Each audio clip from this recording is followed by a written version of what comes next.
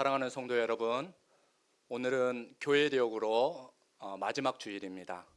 오순절 후 24번째 주일인 동시에 교회가 가지고 있는 달력으로, 신앙의 달력으로 마지막 주일입니다. 교회력의 마지막 주일은 왕이신 그리스도 주일입니다. 약간 생소하시죠? 화면을 한번 보시기 바랍니다. 왕이신 그리스도 주일.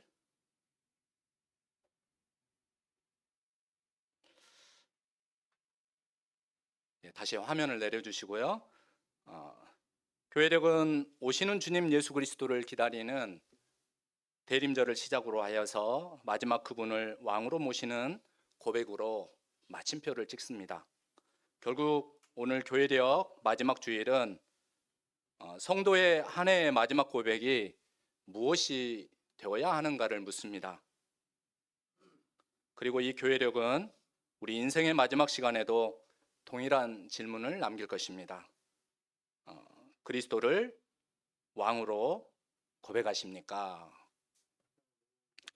최근 한 유명 정치인에게 왕관을 씌운 패러디 이미지가 퍼지면서 노킹, 왕은 없다라는 시위가 벌어졌습니다. 오늘날 왕이라는 표현은 민주주의 시대에 낯설고 불편하게 느껴질 수 있습니다. 왜냐하면 왕이라고 갖는 단어가 절대적 권력과 통치, 그리고 침범할 수 없는 신성함을 포함하므로 시민사회와 맞닿지 않기 때문입니다. 그렇다면 왜 교회는 교회력 마지막 주일을 왕이신 그리스도 주일로 제정하고 다 함께 그리스도를 왕으로 고백을 했을까요? 사람의 가장 내밀한 욕망을 자극하는 왕이라는 단어가 쓰인 교회력의 마지막 주일, 왕이신 그리스도 주일이 생겨난 데에는 역사적, 시대적 배경이 있었습니다.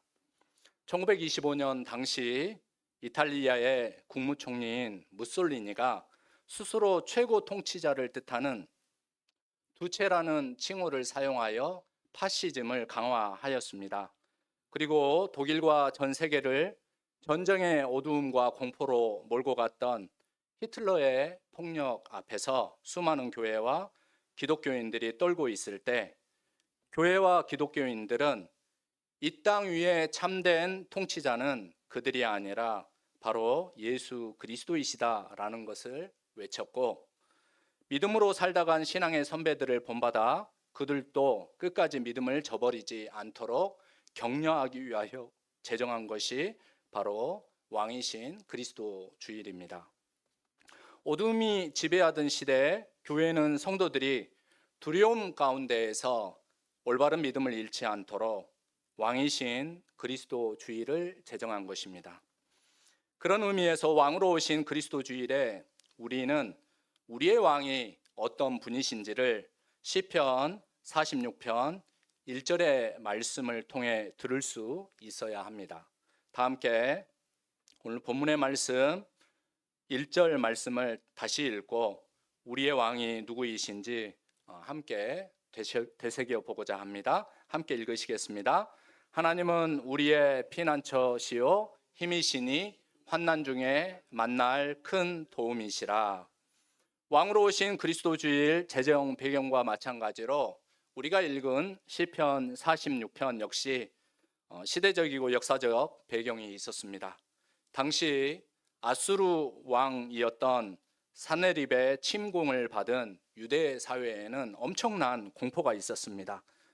잔인하기로 소문난 아수르 군대의 움직임은 마치 우리가 읽은 2절과 3절 말씀처럼 산을 흔들리게 하고 그들의 발굽 소리와 군대의 함성은 더 큰 공포와 두려움으로 마치 거대한 물소리와 같이 유대인들의 마음을 사로잡아서 억눌렸습니다. 그러나 역사의 폭풍 속에서 누가 진짜 왕인가, 누구를 의지할 것인가, 이러한 환난으로 인해 수많은 왕과 권력이 흔들려 왔지만 시편 46편의 시인은 분명한 고백을 남겼습니다. 인간의 왕은 흔들릴 수 있지만 환난 중에 우리 곁에 계시는 구원자, 우리의 도움 되시는 참된 왕은 흔들리지 않기에 자신은 두려워하지 않습니다 라고 선언했던 것입니다. 종교개혁의 선봉에 섰던 마틴 루터도 그와 똑같은 두려움 속에 섰었습니다. 당시 절대 권력이었던 교황 레오 10세는 루터를 향해 한 마리 산돼지가 주님의 포도원을 짓밟았다 라는 선언을 하였습니다.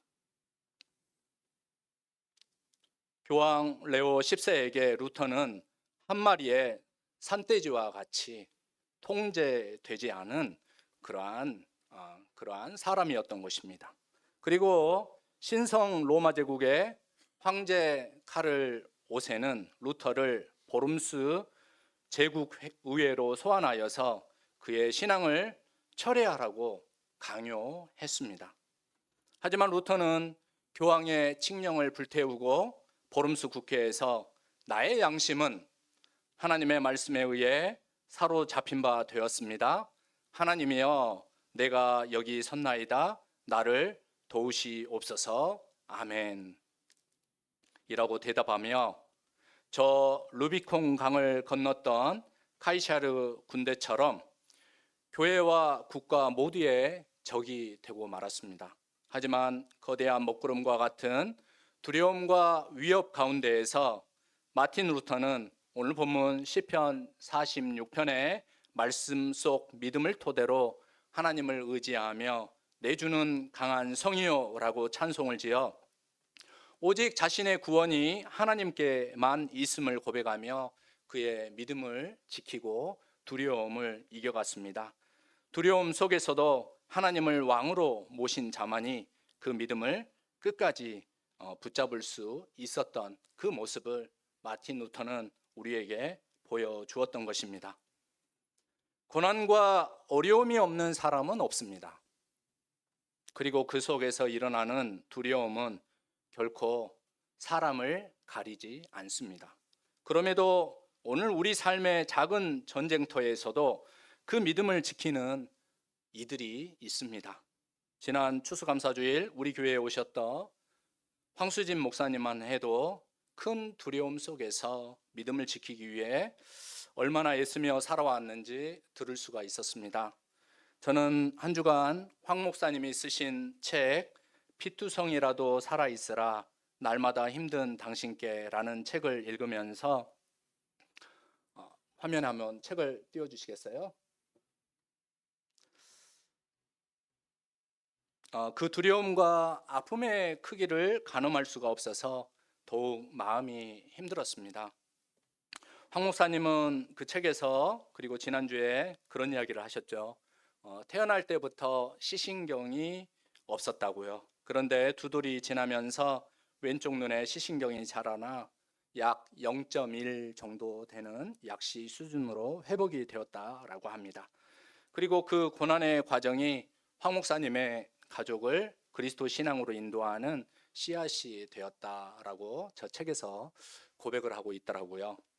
목사님의 글 중에는 이러한 표현이 있었는데 이런 마음 표현이 마음에 남았습니다. 아이는 치과에 충치 치료를 받으러 가는 것보다도 귀신이나 유령 이야기보다도 안과의 정기 검진을 받으러 가는 것이 제일 두렵고 싫었다. 그리고 가족이 기적을 갈망하는 가운데 이제 약시 수준으로 신경이 조금 되살아났을 때 그런 기적을 경험하고 또 갈망하는 가운데 이런 무거운 마음도 표현을 했더라고요. 그런데 막상 그 복음의 씨앗이라고 불리는 아이는 본인의 상태를 알게 된 최초의 순간부터 생애 하루하루가 고달프고 힘들었다.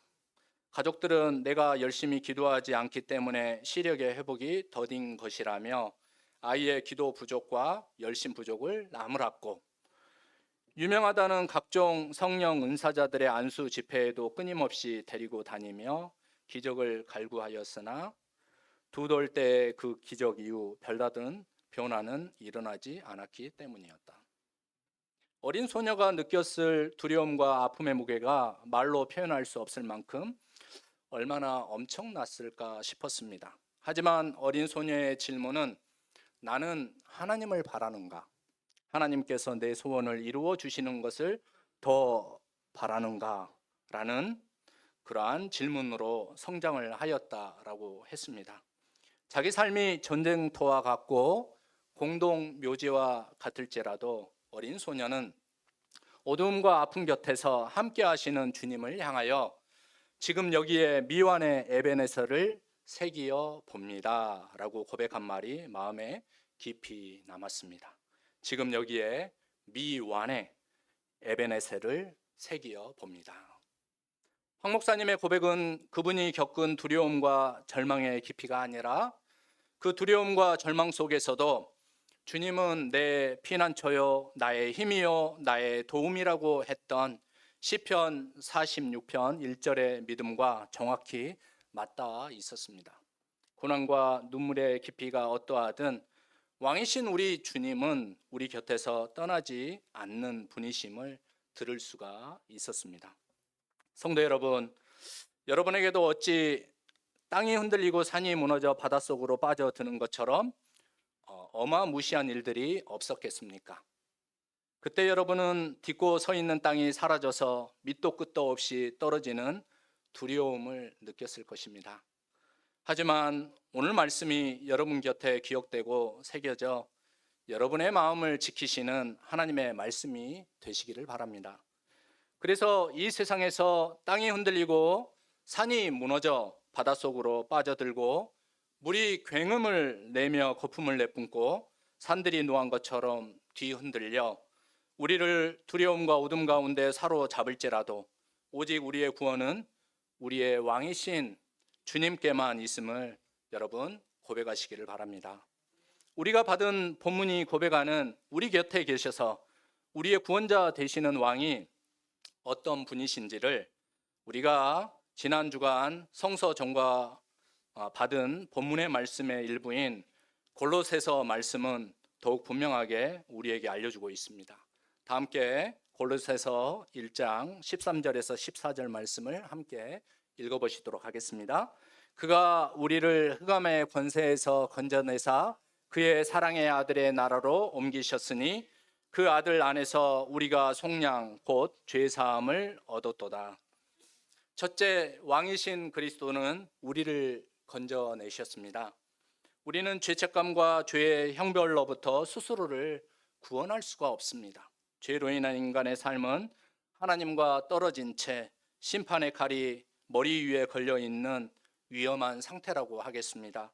그래서 그러한 상태에 놓인 사람들은 주님을 왕으로 모시지 못한 채 다른 어둠의 세력과 우상을 자기가 의지하는 것들을 의지하면서 살아갑니다. 하지만 우리 곁에 계시는 구원자 왕이신 그리스도는 우리를 흑암의 권세로부터 건져내 주셨다라고 골로새서 말씀은 우리에게 선포하고 있습니다. 둘째, 그분은 우리를 옮기셨습니다. 어디로 옮기셨습니까? 당신의 나라로 옮기셨습니다. 그 나라는 빛의 나라요, 사랑의 나라입니다. 우리 구원자 되시는 주님이 우리를 흑암의 권세로부터 건져내 주심은 여러분 마음대로 살아라고 목적 없이 방종하라고 하심이 아닙니다. 빛과 사랑의 나라 안에서 새로운 질서와 삶의 방식 가운데 살아라라는 명령을 주신 것입니다. 야훼 하나님이 이스라엘 백성을 이집트의 속박에서 구원하여 약속의 땅으로 인도하신 목적이 이것을 우리에게 잘 알려주고 있습니다. 셋째, 그분은 우리를 속량, 곧 구속하셨습니다. 속량한다, 구속한다라고 하는 것은 대가금을 지불하고 포로를 풀어주는 것을 의미합니다. 그런데 여러분, 여기에서 분명하게 기억해야 할 것이 있습니다. 속죄금은 사탄에게 지불한 것이 아니라는 것입니다. 왕이신 그리스도는 죽음과 부활을 통해 하나님의 율법의 거룩한 요구를 충족시키기 위해 갈보리 언덕에서 속죄금을 자기 몸으로 대신 지불하시고 그것을 믿고 고백하는 그리스도인들에게 참된 자유를 주신 분이라는 것을 여러분 분명하게 기억하시기 바랍니다. 넷째, 그리고 그분은 우리를 용서하셨습니다. 용서는 구속받은 자가 맺어가는 열매입니다. 용서받은 자는 죄책감에서, 그리고 죄가 가져다 주는 형벌, 심판의 두려움과 공포로부터, 그리고 스스로 가두는 마음에서 우리 모두를 자유하게 합니다. 에베소서 7장 1절 말씀 우리 다 함께 읽어보시도록 하겠습니다. 우리는 그리스도 안에서 그의 은혜의 풍성함을 따라 그의 피로 말미암아 속량 곧 죄사함을 받았느니라. 이것이 구원의 신비입니다. 그러므로 여러분, 우리 곁에 계시는 구원자이신 왕이신 그리스도를 온전히 고백하시는 이날이 되시기를 바랍니다. 그러면 여러분은 구원의 신비 가운데 빛과 사랑의 나라, 하나님 나라의 삶을 경험할 수가 있습니다. 이러한 삶을 위하여 무엇보다도 영혼의 위계 질서를 잘 세워가시기를 바랍니다. 오늘날 우리에게는 왕이라는 단어가 갖는 절대적인 권력과 힘을 발휘하는 것들이 우리 주변에, 우리 안에 참으로 많습니다. 돈과 안전과 자기 존재감, 이런 것들일 것입니다. 분명히 이런 것들도 사회생활을 하는데 중요할 것입니다. 하지만 골로새 교회 안에서 바울의 투쟁은 무엇이 중요한가의 문제가 아니었습니다. 중요한 것 중에 우선순위가 무엇이냐라는 것을 물었던 것입니다. 우선순위는 중요한 것을 중요하다, 중요하지 않다라고 말하는 것이 아니라 가장 중요한 것 중에 먼저인 것이 무엇이냐라는 것을 묻는 것입니다. 그리스도 예수를 여러분의 중요한 것들 중에 하나로 동일선상에 놓지 말라는 것입니다. 그래서 왕이신 그리스도 주일은 오늘날에도 그리스도인과 교회에 매우 중요한 의미를 가집니다. 이 세계와 모든 사람의 심령을 지배하는 것들 속에서 삼위일체 하나님을 믿고 고백하는 성도들에게 누구를 참된 왕처럼, 참된 왕으로서 우선하며 모시고 살 것인가를 묻는 것입니다. 믿음과 사랑과 소망, 정의와 평화라는 보이지 않는 영혼의 세계를 다스리시는 왕, 그분은 우리 곁에서 환난 중에 우리의 피난처가 되시고 힘이 되시는 우리의 구원자 예수 그리스도이십니다.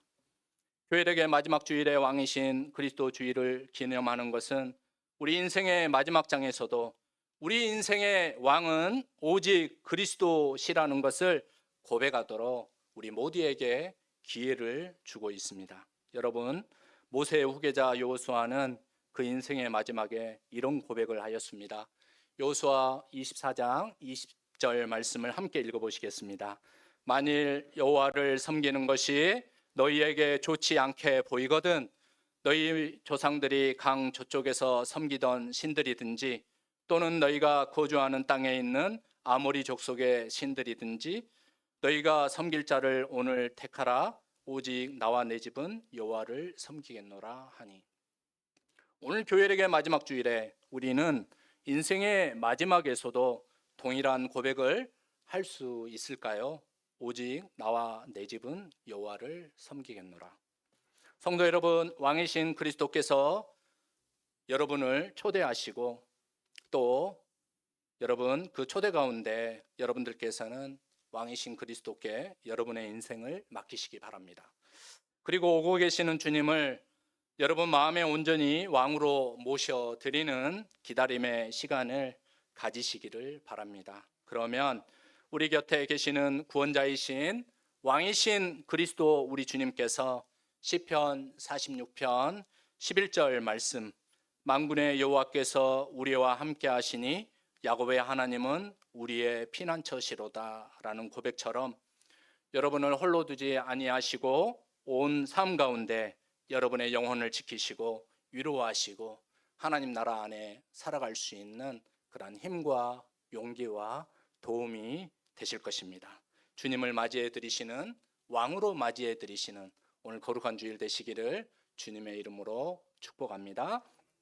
다 함께 기도하겠습니다.